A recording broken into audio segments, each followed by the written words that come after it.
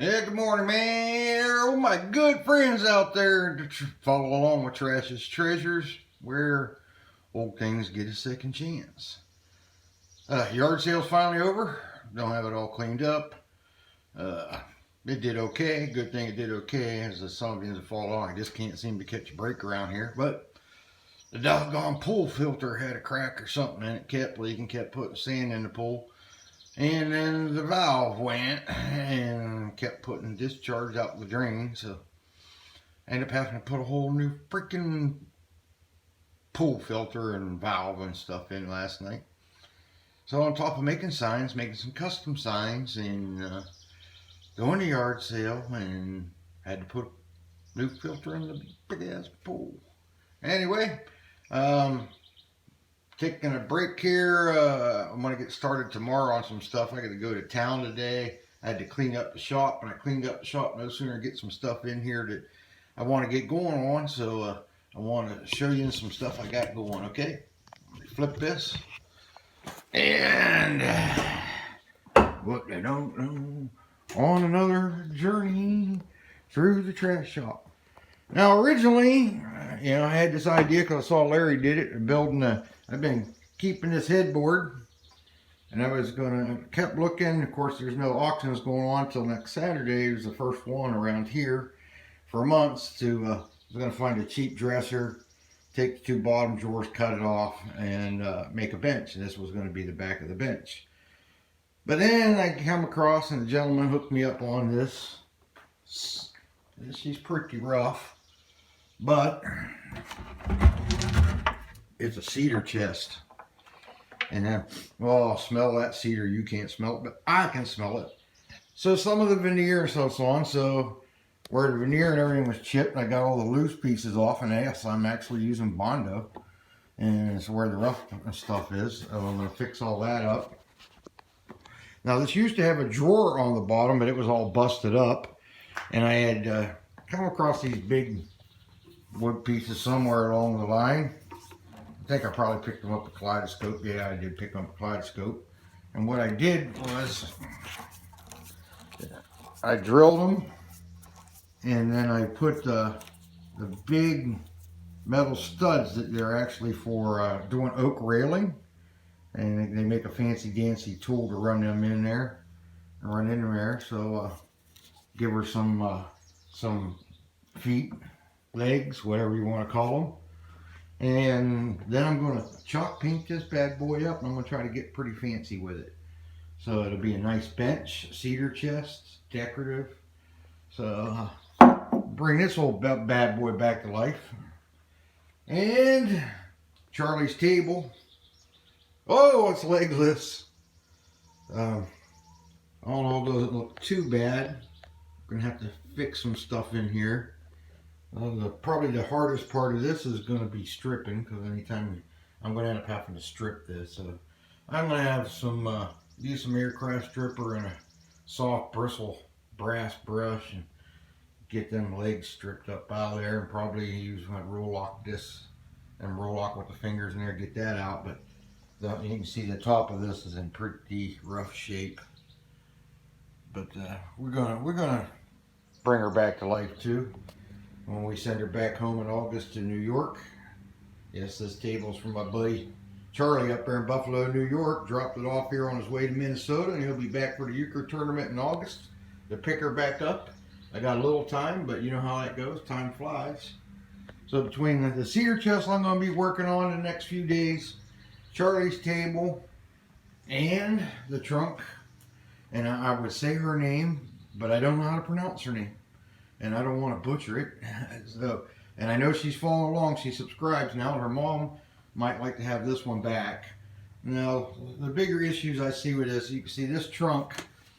One, we're missing one of the clamps off of the latch system here.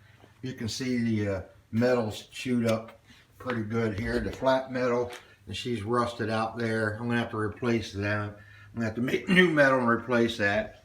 What I don't like, and what I say, I mean I don't like, so I'm gonna fix it, but it has some of the, you see the decorative metal in this, which is some cool stuff, but it is, on both sides, it is mincemeat.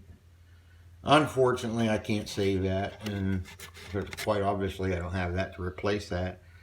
Now, I'll have to see what kind of shape it comes off when I get it off, because I just may, if possible, I may be able to get down here to the lowest point and cut it across, and then move this panel up, and then move the trim board up and make another new metal piece for down here. So that's a lot of metal pieces I got to make, and at least save part of that design to keep part of that design on the sides. As far as the barrel top, it looks, the metal parts of it look pretty good. I mean, obviously there's a lot of wire wheel work to do. So I got to hunt, I need some handles, I got to make metal, wire wheel work. She's going to be some work, but the wood, from what I can see so far, of course I haven't started tearing her down yet, seems to be fairly solid. The tray doesn't look too bad. We're going to just sand that up and stain it. I think that's what we're going to do there. Don't want to get too carried away. I mean, yeah, I would actually sit here and like to say I'll upholster it and everything else. The problem I got when I do all that, ladies and gentlemen, is these things restore the praise. You know, a smaller one like this, when I had it appraised for $800 to $900. But you know, you can't even get half of that trying to sell them.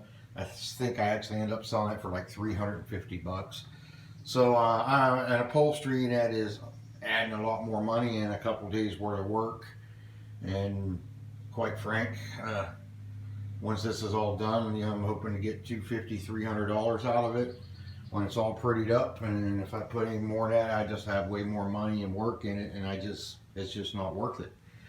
And sometimes I'll struggle to get the $250, $300. You know, it's funny, is even the cheaper trunks, I struggle to get a couple $100 for. The bigger trunks, you know, I get my $250, $350 for.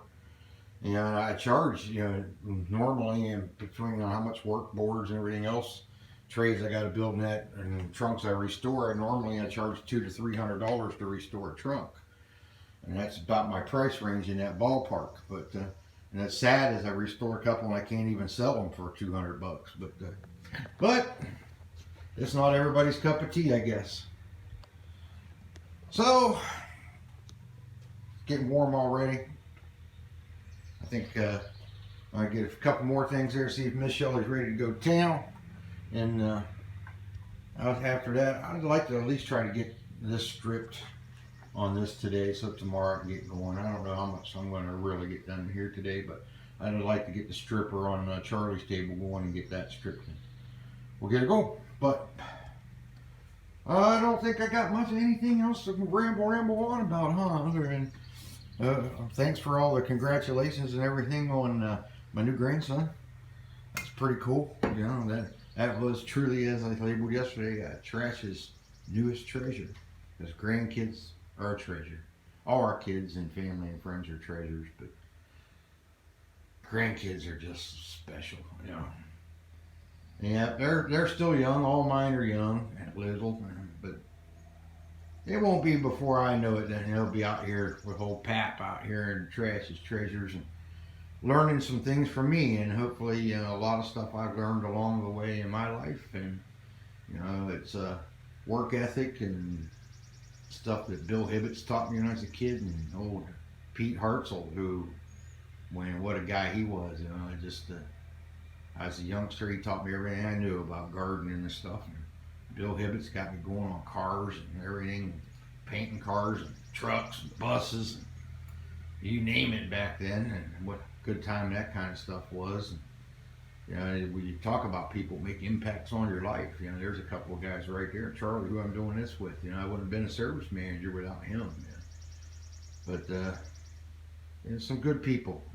Thank them along the way. And I personally, if any of you guys see all that up there, thank you.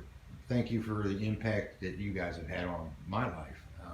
Wouldn't be where I'm at today with a lot of you. Am I perfect? Heck no. I made more mistakes, and I was so young and dumb and stupid, and And I've hurt some people along the way, and I apologize for that too. And the stupidity of a young drunk, because that's just what I was. And I really didn't care about much back then, and that was dumb. But hindsight, they say, is the best, right?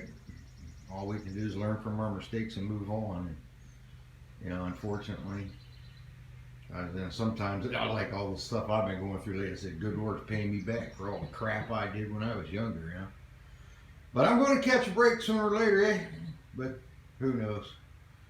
But that's all I got today, folks. Peace out.